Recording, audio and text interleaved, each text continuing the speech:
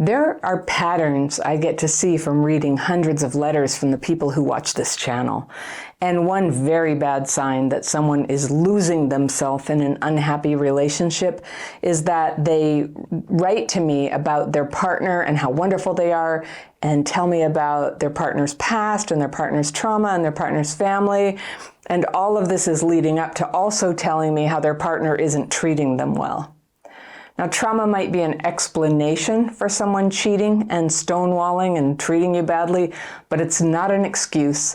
And calling it trauma could be just a mechanism you're using to gaslight yourself that how they're treating you is okay and you need to keep putting up with it.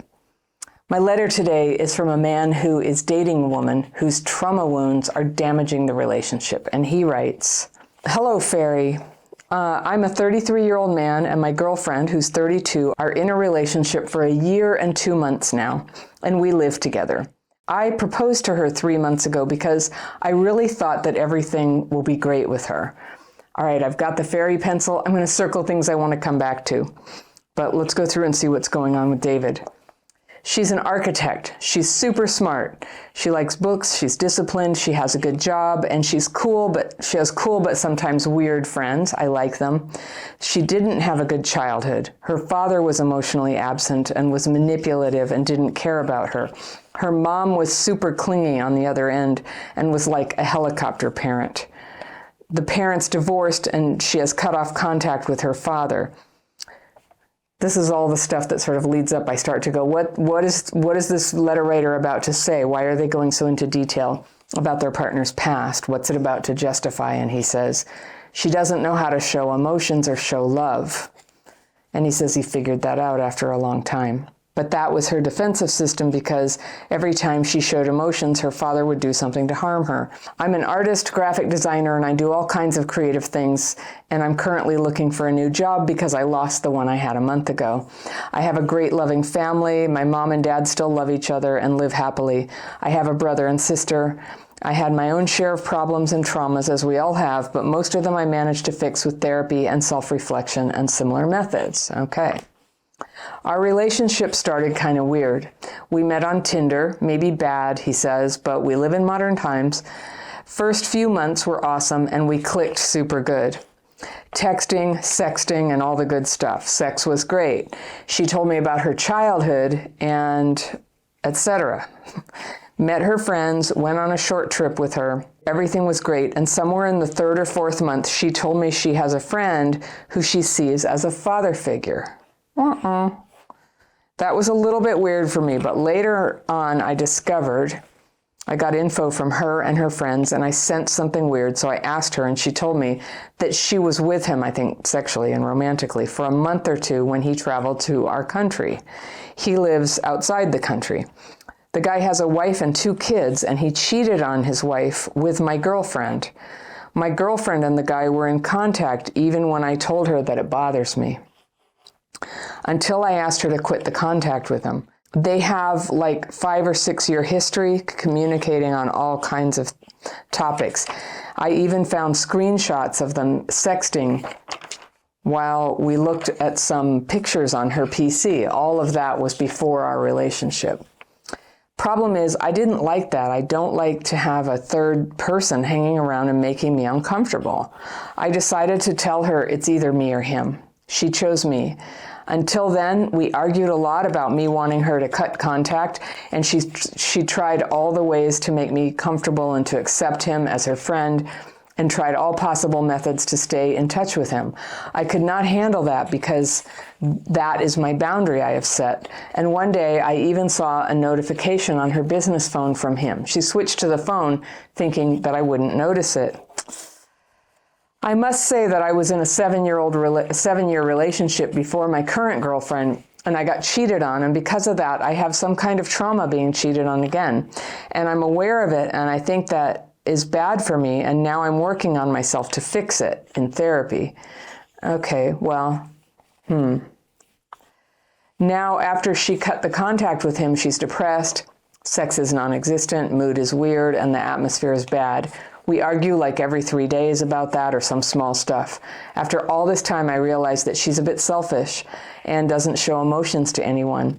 Our trust is gone. Mine is still there a little bit, but hers is gone. She constantly thinks I'm snooping and stalking, controlling her to the point that I can't ask with ease, how was your day? What's new on your job, etc.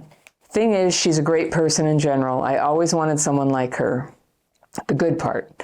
We went to a therapist for couples counseling, and the therapist kind of agreed 90% on what I had to say and what I think about the situation and her. She has traumas from childhood that she reflects on me. I guess that's what the therapist said. I'm a big guy, and she's afraid of me with no reason. Only because I'm big, I was bald. I needed to let my hair grow so that she felt more comfortable with me and that I don't look like a wife beater to her. Oh dear. There are a lot of things like that I did, and every time we have a problem, she kind of wants to get away from the conflict. My opinion is to sit down and talk about the problem.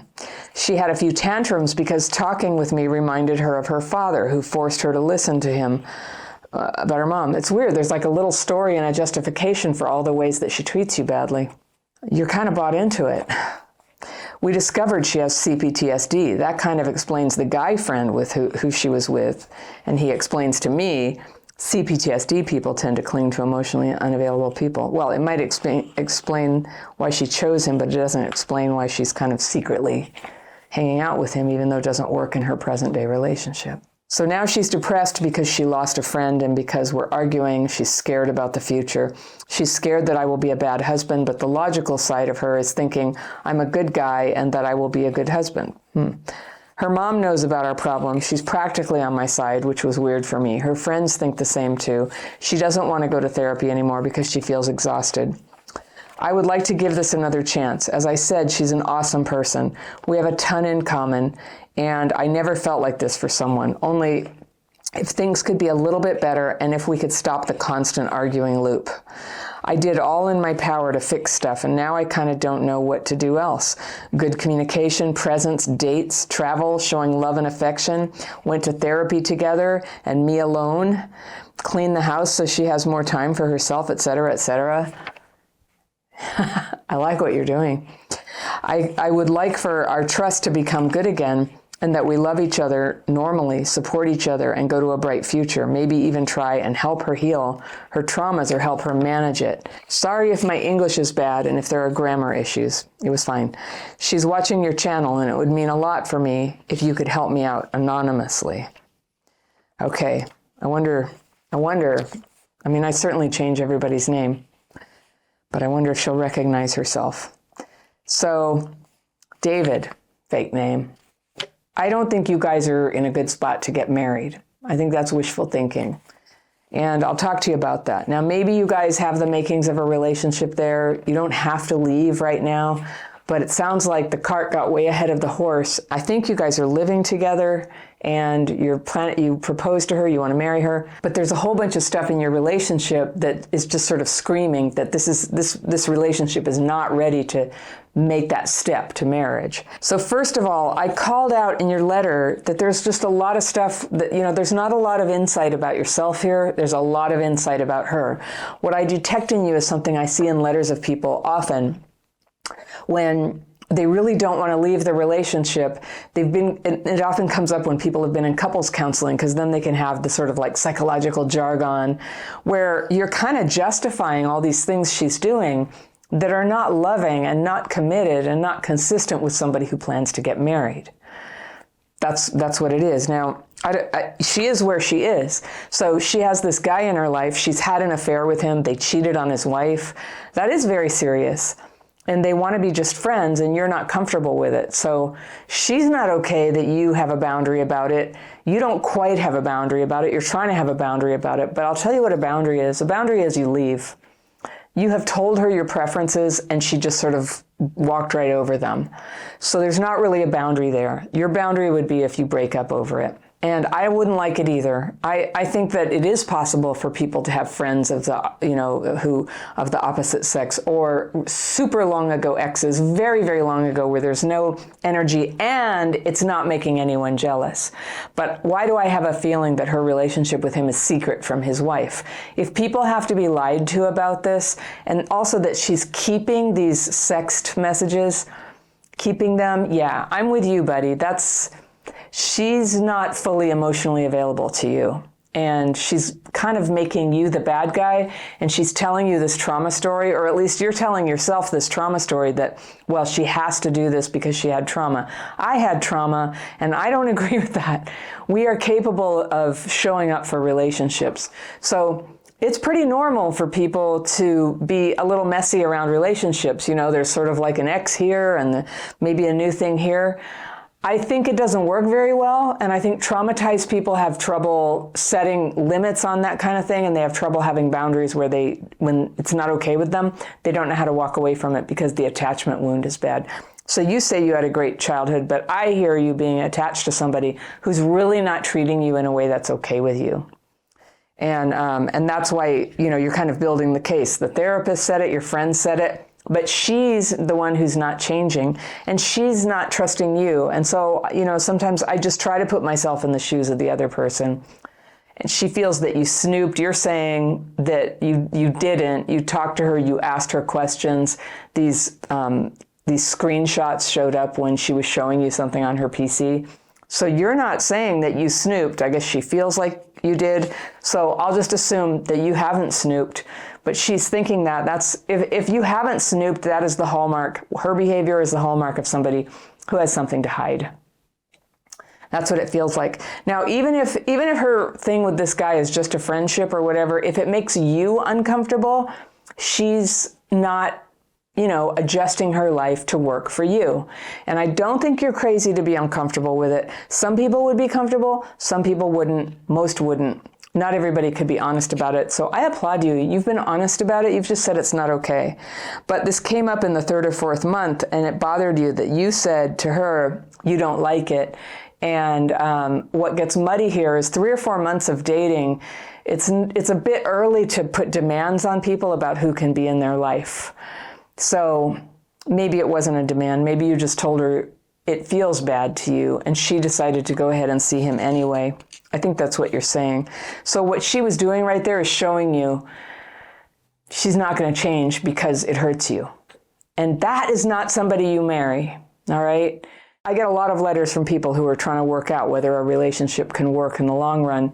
And just because we're bothered by somebody doesn't mean we're right, doesn't mean we deserve to get what we want. Each of us always have to just decide, like, how do I feel about the way things actually are in this relationship? How are they? You know, what are they actually like? And that's what we're experiencing. So we have a tendency sometimes to go, if it would just change, you know, if you just didn't fight every day, if she just wouldn't like be dragging you through this thing where you're like scared she's cheating all the time. There it is. It's not supposed to feel like that. And if it feels like that now, it's not a good sign. It's just not a good sign. So I don't think it's like a crime that she's in this sort of foggy place. I just think she's not ready, and I think you're not ready, and you're trying to find a way to make this work somehow. And I think you could talk yourself into it, but I hope you won't. I hope you won't. I hope you'll just sort of like let the situation be what it is, let information come to you about it, and just see, you know, is this really what you want? Is there ever a day where you actually feel good about this? Is this resolving this thing that doesn't feel right? Something that somebody advised my husband and me before we got married was to go ahead and tell each other any secrets that we still had, and to get that out on the table so that the other person had a chance to understand what they were getting into. And that was some of the best advice I ever had. I just had a couple things, the stuff that I was embarrassed about, and I wanted him to know. And he heard them and he said, okay. And he didn't have anything. But we had been dating for about 4 years at that point. 3 years we got engaged, another 2 years we got married, and somewhere in there, you know, we got some counseling about it to try to get really clear, is this really what we want? And that advice was good. And I just think how terrible it would have been at any earlier time in my life if I had tried to, well, I did have an earlier marriage, and it just, you know, trying to get into something where everything isn't on the table and you're afraid to say what's really bothering you, like it just won't do. It's not going to hold. It's such a project being married, and there's just so much to get through with each other when things get hard and tense and somebody's sad. So you want to have that basis where everything is really honest and there's really good faith there. So I say pause the wedding. That's what I'm thinking. So I hear you that she's an awesome person, and there's a lot of love there. And I love that you've done everything you can to make the situation better.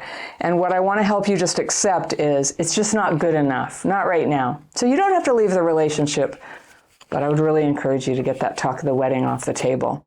Before you start dating, it is so important to have a clear vision for the kind of person that you want to be with and how you want that relationship to be.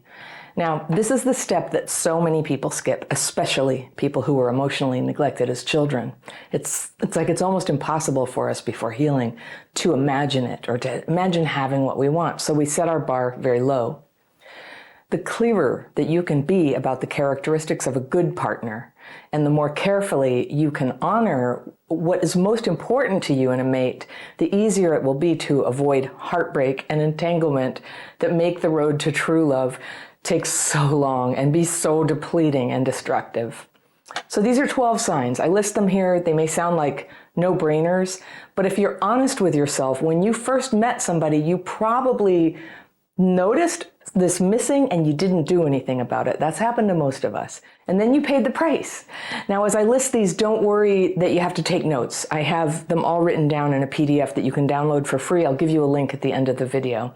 But here they are. These are the 12 things to look for when you first meet somebody. All right, number one is you feel romantically attracted to them. And they show you in a big or a small way that they're attracted to you. So this could be the small ways, and you won't always know if you're reading signs correctly, but either they seek out a conversation with you, or when you do talk to them, they seem happy to talk. They make eye contact, they smile, they act interested in what you say, and they put a little effort into keeping the conversation going.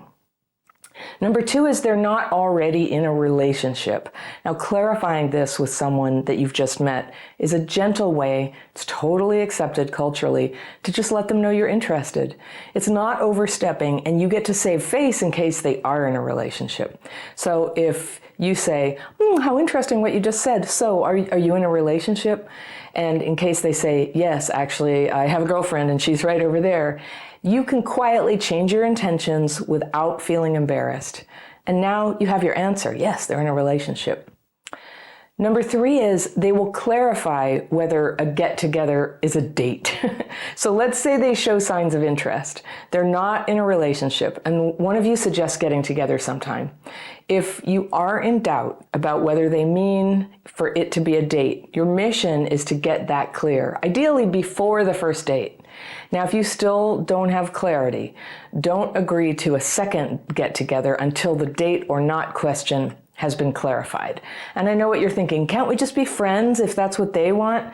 And you can, but I only recommend that you stay just friends with them if you're not attracted to them. Hanging out with someone you like romantically who is not into you drains your emotional energy and dims your emotional availability for someone who is into you. This is number four. They demonstrate an interest in getting to know you. They don't just talk about themselves, or they don't just try to impress you or talk about outside things like the news or the weather. They ask you about you. And anyone who's healthy and looking to be in a relationship will have that as their number one goal for a date. They want to get to know you. Number five is they listen to what you say. They understand you. They get you. Not everybody gets you, but this is what is important in somebody if you're going to date them. They have a conversation with you about what you said, and it's not just taking turns asking and answering questions, right? They're listening. Number six is they make it clear that they are interested in you. They don't leave you guessing for long. There are circumstances where it's okay, even though it's awkward, to get to know someone through one or two or at most three get-togethers. And if you find yourself falling for them but afraid to ask if it's mutual and you've been hanging out with them for a while, the answer is probably that they're not interested. And you're avoiding the question because either you know the answer or you fear the answer is no. But be courageous on this one. Healthy people like to get this clear, and I encourage you to do it too, so that you don't waste your lovely romantic possibilities waiting around in a nervous place of limbo. Number 7 is they're open about themselves and what they're looking for. And it could be a red flag if they jump right in to tell you tragic stories or rants about their ex that screwed them over. And this would mean they're in healing mode and not quite ready. So your job is to get a sense of what is their vision for their life. Do they want marriage? Are they interested in having a serious relationship? Do they have children? Do they want to have children in the future? These are major compatibility factors that you should know no later than the 3rd date. Number 8 is they are logistically available, and that means they live in the same general area as you. They have time for a relationship. They don't have anything in their life that would get in the way of forming a commitment. And I'm talking about things like an ex who's living in their basement, or a job that keeps them out of town most of the time, or they're about to move to another country. Number 9 is they treat you and everyone else really well. And this includes food servers, other drivers, people who bump into them on the street, animals whose leash gets underfoot. They are gentle and they're kind and respectful. So you're watching for this. If they can't be in those circumstances, they would not make a good partner. Number 10, they're honest. And if they notice the restaurant forgot to charge for the dessert, they tell the restaurant. If you ask them a question about themselves, they answer. They don't try to keep you from looking under the hood to find out what's really going on with them. Number 11, they are considerate about making plans with you. They make it clear when a plan is firm, they show up when they say they will show up, and they call when they say they'll call. They never leave you guessing about whether something they invited you to do was an invitation or just a random idea. If plans have to change, they tell you right away. Number 12, you feel good when you're around them. You feel good, not just because love is exciting, and not just because there's hope that loneliness will be gone from your life this weekend. These are legitimate reasons to feel good, but it's not enough just to feel attracted or crazy about them or glad to have a date. By itself, this is not a sign. The sign is that as a result of meeting them and spending time with them, you feel lifted up. You find yourself feeling good about yourself, like you want to be more and do more in your life in a way that's healthy and positive and fulfilling. That's a sign that someone is a good match for you. And ideally, they'd have this lifted up feeling from being around you too. So having a good relationship is something that can come to you as your trauma heals. And it helps to have clarity about what you want and a community of people who understand and support you in making positive changes in your dating life, and good tools that help you face and heal the trauma wounds that have gotten in your way in the past. One of the most devastating ways the damage shows up from neglect and abuse in childhood is that we go through life either alone or in relationships where we're not loved, we're not safe, or we're not happy. And it's not supposed to be that way. If you have childhood PTSD and you're wondering why you keep attracting people who are either not functional, not into you, or outright hurtful to you, you're going to want to watch this video. With childhood PTSD, having relationships with the wrong kind of people is definitely one of the symptoms. That's how my childhood trauma manifested for me when I used to live my life stuck in a loop between alone and in a bad relationship, one or the other. And I'm making this video for those of you who are in that loop right now. And if you're actually in a good relationship, keep watching, because what I'm going to teach here can be applied to a lot of other aspects of life, like work and creativity and fulfilling the dreams and goals that you have, but that you haven't achieved yet. So basically, if you had trauma as a kid, romance is one big area where you can end up with not just less than what you really want, but with something you never wanted. You try to meet someone you like, who's a solid person, someone you can trust, and even when you think you've found them, they let you down. They push you away, or they turn out to have some giant problem, like they're already in a relationship, or they have an addiction, or they just can't be there for you for one reason or another. And you wonder, why didn't you see it coming? If you're like a lot of people with childhood PTSD, it's not that clear how this blind spot happens. Everything seems so good. They said all the right things. There were promises made. Your heart is wide open to them, and you're feeling really good about the whole thing, and then bam, you find out how wrong you were. And the horrible truth is, a lot of us stay in those relationships if the other person doesn't leave us for no better reason than we just can't face the prospect of the breakup or of being single again. It's too triggering of old abandonment stuff.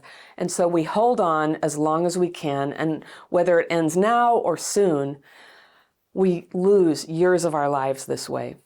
So if this is familiar to you and you're drained and you're confused, I want to tell you why this experience, this moment where you've just lost what you thought was a good relationship, is an incredible opportunity to heal. Not a tragedy, an opportunity. When you get pushed out of a relationship with the wrong person, whether you know it or not, you've just taken a big step closer to the right person. Because now your path is clear. And with some healing, the right person can find you. So if you're feeling ready for this good thing to happen, to meet up with the right person, I have some advice for you.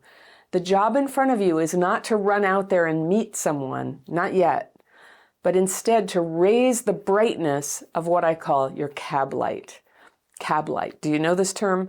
You know how a taxi cab has a light on top? And when the cab light's off, it means there's already a passenger in that cab. But when the light's on, hey, it's free. Well, this is a metaphor that refers to the vibe of someone who is ready and open to meet a really great new person. Cab light. Now, what happens when your cab light won't come on? Has this ever happened? You feel ready to meet someone, you're thinking about it all the time and maybe reaching out to people and putting in a lot of effort, but it's like no one can see you. You're not attracting interest, or you're attracting interest, but not the right kind, or not the right people. That's a broken cab light, by the way, where you're trying to meet someone, but the only ones noticing you aren't anyone who's safe or appropriate or available for you. And if you're feeling anxious to meet someone, it's tempting to just rush in and think, oh, well, I can make this work. Have you ever done that? Where you bond with that person and then realize who they actually are, and then spend the next 2 years trying to retrofit them into the person you hoped they were the first time you met. And you know how that ends.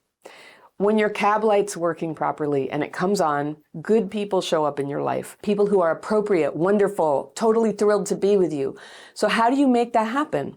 How can you get your cab light to shine brightly in just the right way to attract just the right person for you? I'm going to tell you. But let me first explain what may be standing in your way so far. If you grew up with trauma, like abuse, abandonment, being demeaned, going hungry, not protected from danger, these hardships, even when they're over, can leave, traces all over your life. Wounds, blind spots, sensitivities, pockets of low self-esteem that leak out even when you're on your best behavior. So, for example, if your aim is to have a family, then you would only want to attract people with the same goal and who are capable of caring for kids and supporting life as a family. If you want to have a marriage, then you'd only want to attract a partner who could do that, who's free to marry you, as in not already married, and able and willing to make a lifetime commitment to you if things go well. So the question is, if you're not attracting those things, if you're getting entangled with the wrong kinds of people who can never be what you want or aren't even trying, what are you communicating about yourself that's leaving these needs of yours just dangling out there, unmet, unseen? If you're not attracting what you want, your cab light's not working. So you can think of a working cab light as the set of signs that you give off that a partner who's a good fit would be looking for when they meet you. Healthy people look for the signs of what they want, and they stay away from people who communicate something different than that. The people who don't really care what signals you're sending are the messed up people. People who aren't healed yet, or the people who are actually looking not for love, but for a quick fix relationship. And for them, the stakes are very low. They don't care. So if you're not clear who you are and what you're seeking, then your cab light can't communicate it for you. And in that case, you're going to get whoever you get, but not who you want. Now, I'm simplifying it, but this in a nutshell is how we end up in empty and miserable relationships, blaming the other person, But really the problem began because we were carrying around enough trauma that we just couldn't shine a light that could attract the kind of person we wanted. So the good news is you have the potential to change this, and it starts in here, healing the hurts that dim your light.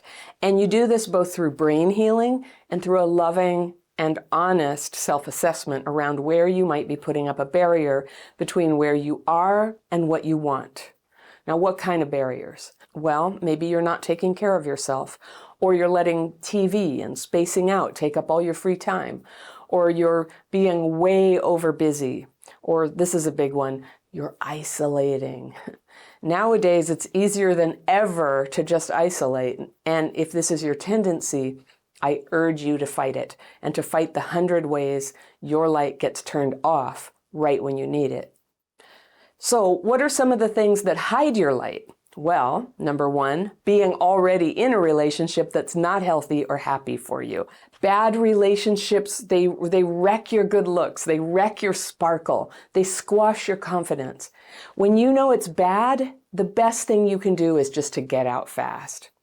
And though you might be thinking that you can hold on for a while until you meet the right person, healthy people don't want to meet you like that. They don't want to be involved with people who are already attached or with people who are too insecure to be on their own when that's the right thing to do. You want a person who's picky like that, not someone who gets into relationships that are compromised or demeaning.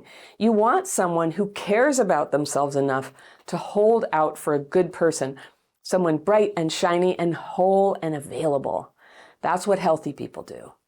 This is all stuff that I teach in my dating and relationships course for people with childhood PTSD, by the way, and in my coaching program. And those are always linked in the description section below my videos in case you want to check those out. So how can you tell if you're sending signals that you're not truly available? This is where a loving and honest self-assessment comes in, to ask yourself if maybe there are barriers that you're putting up that are keeping the good partners away. Addictions would fall into this category. Drugs, drinking, porn, for example, are all things that people feel like they're doing privately, but in reality, they change your energy. They change your countenance. Unhealed people might not be able to tell the difference, but healthy people can tell pretty quickly, and they're not attracted. So carrying a lot of anger is another barrier. Also having a lot of drama or conflict. Not that you can always control this, but a lot of times a pattern of drama and conflict could point to a lot of wounding and a high probability that this is what you would bring to a relationship. So just like addictions and anger, drama and conflict deserve to be at the top of your list for where to focus your healing when you're working on shining that light of yours. Another barrier is when your romantic energy isn't, contained within you. Right there, like ready to be shared with another person when the time is right. So you could be leaking that potential, that emotional availability all around you with maybe staying too connected to an ex or two, or being caught up in a casual relationship where you have some vague plan to just get rid of them if the right person comes along. It's easy to think that it's a small thing, and if no one really knows about it, it won't affect your ability to meet someone new. But you know what my experience is. It dims your cab light. And healthy people who are looking for someone intact and capable of sharing their lives in a good way, they're just not likely to be interested in someone who has one foot in another relationship. Even if that's a fantasy relationship, healthy people can sense that too. They're looking for a bright cab light, someone who's totally there, mostly healed, free of past entanglements. And it might be hard to hear, but I'm telling you, it's a very powerful shift to make. I've found that people with a rough childhood can have great relationships. It just takes a little healing sometimes.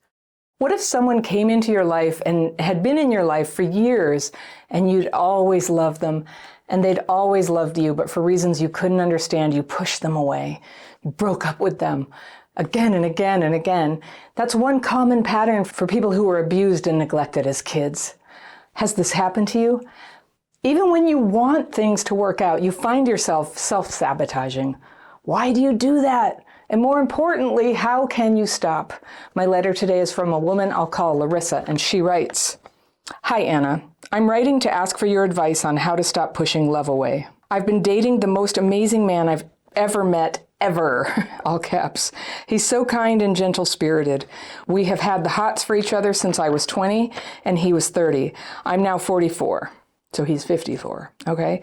We have so much in common, and being near him calms me so much in a way, but also causes extreme nervousness in my belly. When he's around, I feel zero desire to drink and almost no desire to smoke, both of which I abuse intensely when I'm alone.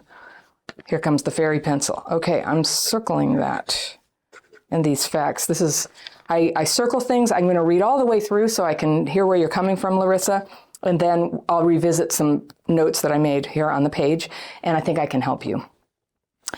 You write, I don't know if I have limerence or what the heck is wrong with me. I've broken up with him like 10 times in 7 months. It's awful, but I can't seem to help it. These feelings are just too much. We're currently broken up and my heart is so sad. I'm so frustrated and angry at myself. He still comes by my store. Seeing him melts my heart and I just bawl after he leaves. I have to fix this. 4 exclamation points.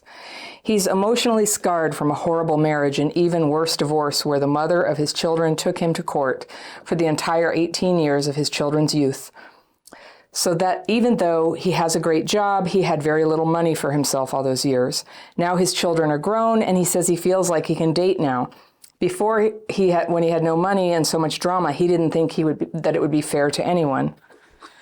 I can tell he is as scared as I am. I was raised by an alcoholic mom and drug-addicted dad. They divorced on my 9th birthday. My father left my mom for another woman who spent 30 years doing everything she could to keep us from my dad. So at 9, I became the caregiver of my brother, who was a year younger, because my mom had to work at a bar and grill. We spent a large part of our time at the bar because no one could watch us. So we turned chairs into beds since we usually didn't get home until 3 or 4 in the morning. I was then responsible for getting my brother and myself ready for school hours later and was screamed at if I failed to be on time. Lots more terrible things happened that I don't have room to write about, but I now know they had their own CPTSD. It's been easy to forgive them, at least I'm trying to anyway. I then entered a 14-year loveless marriage, divorced 7 years ago, only to date men who turned out to be bums or kind of psycho. Bums or kind of psycho, yeah. I'm just laughing because it's just so true, right? Okay, been there. One was textbook narcissistic personality disorder, which I didn't know existed until he had me so screwed up mentally I thought I had literally lost my mind. I had to seek therapy, and I've been ravenous for healing ever since. Woohoo! It was intensely painful. I think that's where the fear of love is coming from. He was a liar, cheater, and manipulator. I'm still shocked. I could be so blind to it all. I love this letter. I know I have to stop drinking and have been trying. I've read Alan Carr's book and joined online communities, but it's been very hard. It feels hopeless at this point. I own a convenience store and sell liquor all day long. Selling the store doesn't feel like a great option at this point. My employees and customers are like family, and we all rely on each other. They are my rocks. It's all I've done since I was 20 years old. It's like home. Anyway, what are some things I can do to ease my fear of love? This man clearly loves me. I feel very much in love with him. He will not let me push him away. I think he's the one, but I want to be healthy mentally before we get too serious. Please help, and thank you for your content. I'm learning so much, Larissa. And love and gratitude. Yeah, what a friendly letter. Thank you. I love your predicament. I'm very happy for you. It seems like you have found love. And now the struggle part 2 begins, is how do you deal with it? And yes, I know that one too. And there are things you can do. So it really jumps out. You grew up with an alcoholic mom and drug addict dad, and your mom working in a bar and grill to support you guys and having to bring you to work and sleeping on chairs and going home at 3 or 4 in the morning and then having to go to school. Oh, Larissa, I know what that's like, and that is so hard. And I'm proud of you because you own a store. You did take care of your brother. You pulled it together. You have a relationship. You know, it's so understandable that you have these wounds right now that make it hard for you to kind of sit still and let love develop, right? So understandable, but you have so many things going for you. The big thing you don't have going for you right now is sobriety. And so I think you know, I learned the daily practice I teach everybody. I learned it from a sober alcoholic woman. I'm not an alcoholic, but almost my whole family is alcoholic. And, you know, as far as I know, nobody's ever gotten sober. I don't know. We're like not even in touch. My family is so decimated by alcoholism and addiction. I don't even know what's going on with everybody. But I will say that the people that I've met in AA, like the woman who taught me how to recover and who I now pass on these techniques to everybody. I mean, hundreds of thousands of people are doing what we do now. That's what she taught me as how she got sober. She got sober in AA and she worked the steps a little differently than, you know, everybody. There's many ways that people do AA. I noticed you didn't mention it. You mentioned Alan Carr. I know that he's well thought of, but it doesn't work for everybody. And the thing about AA is it's a community. And, it's a community of people who have gotten sober. Some of them are still struggling with it. Some of them have long-term sobriety, and they can teach you how it's done. And everything that alcoholics tell me is that the only people that they would ever listen to is people who have actually experienced alcoholism themselves. And if somebody who had been a hopeless alcoholic and then became sober could tell them how they did it, that would be interesting to them. So I really recommend it to you. I know people in my family have checked it out and decided it wasn't for them and then kept on drinking, and they had their reasons, you know, like, I'm not like these people. I think if you really want to step up and be ready for love, that destabilizing effect of like all that drinking, smoking less so, but smoking, you know, a lot of people who get sober, they first deal with the alcohol and later the cigarettes when they can. When I first learned these daily practice techniques and I had horrible PTSD, I got better very fast, but I kept smoking for about 3 years. I was a heavy smoker. After about 3 years, then finally I had something going on and a miracle occurred and I was able to stop because I was a big smoker. I get it.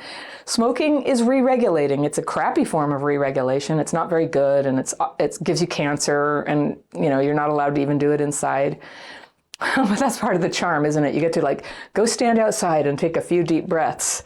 So we got to find other things to do. And so there is a place where you can get that comfort and ease that alcohol brings in an environment that does not involve alcohol. It involves wisdom about how to live without it. And a happier bunch of people I have never seen. It's a great group. There are meetings that are very sad and depressing. Don't go to those. Check around. Go to different ones. It's the beautiful thing. I've always envied alcoholics because there's so many meetings. And, you know, I'm somebody affected by family alcoholism. There are fewer meetings, but there are meetings for us too. And you qualify for that. That's what they call in 12-step world a double winner. If you have alcoholism and you are affected by family alcoholism. But generally the wisdom is deal with the alcoholism first. Don't even worry about the other one. You're in any 12-step program, you're going to be working the same 12 steps. I've been talking a lot about 12-step recovery, and I just want to emphasize to anybody who checks it out, check out several meetings, get a sponsor and work the steps. If you've never worked the steps, you have never really done 12-step. I mean, literally, and it's about working the steps. And meetings that are depressing and sad are usually because there's too high a proportion of people who don't work the 12-step program. They're just there to like talk about their pain. And while everybody needs to talk, what the group is for is to carry the message of hope. So it's also very socializing. You can make women friends, and I encourage you stick with the women, stick with the sober women, and learn from ones who seem to be able to have relationships themselves about how to do that. There's so much to learn about how to have a loving relationship. I had no idea. I used to think if I could just get married to a good guy, then it was just going to be smooth sailing, but it wasn't. There were some very bumpy years in the beginning, and I had the same thing. I was really like, I don't know, like what's the word? Skittish. I would get upset easily. I would very easily feel that, oh, you don't love me enough. And all my old stuff was coming up, and it was really hard for him to deal with. And luckily, we had enough good things in there and had taken our time before getting married that we had a strong relationship, that we got through that together and grew through it. And, every marriage has its ups and downs, but that's okay. That's okay. What you say about this, the way he's very comforting to you, it's gone on for years. I love that. Well, I guess it could be an avoidance logic, but if he didn't have work and he had a lot of drama in his life, that sounds very irresponsible not to date you, but to do it now because he's free. I kind of like that. That sounds mature to me. So, but you both have been badly affected by trauma. You both are a little scared of intimacy. So here's some things that I would recommend to you. Don't move in. Have your own places. People who get all dysregulated and sort of triggered by intimacy, they need to have a space they can go to. So it's not time yet to move in. First, spend some time, at least a couple years, being in a relationship, but not living together. All right? And then try not to get, I don't know what your tendency is. If you don't get too enmeshed, you don't have to run away so hard. So we call that titration. If you would become a member, Larissa, that you could take all these courses, but I have one, it's about dysregulation. I have one about dating. I have one about connecting with people. The connecting one is all about it's all about like how to have better connections and deal with that difficulty connecting and sticking around with people and setting up boundaries and then opening our hearts. All of that is challenging for people who grew up with trauma. That's normal. So one of the lessons in there is called titration. And titration is a word borrowed from medicine, and it means give a little at a time. So a way that you can date is like a couple times a week, you get together. When you talk on the phone, keep it to 30 minutes. Don't text all day. Have a couple of dates, have it be structured, and have those dates end. Don't get sexual yet. I don't know, maybe your relationship is already sexual, but that will often trigger old trauma wounds before you're ready to handle them. You can do this the old-fashioned slow way. Old-fashioned works very well for traumatized people. Who knows, maybe they all had PTSD in the old days and they knew how to do this, but you go very slowly. And you keep your life going. Now, I like that you have a store. Yes, you sell alcohol. I know of alcoholics who sell alcohol for a living, and they're okay with it if they have sobriety. So that would be something to check with your AA group. But you have this family at work. I love that. You have friends to support you. It's not all coming from this one guy. But I think it sounds like you guys might be called to be together. That's what it sounds like to me. I would get support around that. You've done therapy before. Do you need counseling now? Do you need to be part of a group of friends where there are couples where they know you and they can support you as individuals and just kind of be behind you? I think that really helps. That really helps. Being a couple who's isolated from everybody else, whose problems are private or secret or not known to anybody, that's a pretty hard path. But with support and being willing to share with other people what's really going on in your life, having people who you can safely, privately share. We had an argument last night. It was really hard. I felt like I needed to break up with him. I've promised him I wouldn't do that again. People who will support you through those moments. We're designed to function as a tribe. So we have this person we love, and our tribe supports each of us, and it supports us as a couple. So set yourself up like that and go extra slow, double slow for people who were traumatized. And if you can, get that alcohol, get free of it, get free of it. I think if you would give AA a chance, you might just love it.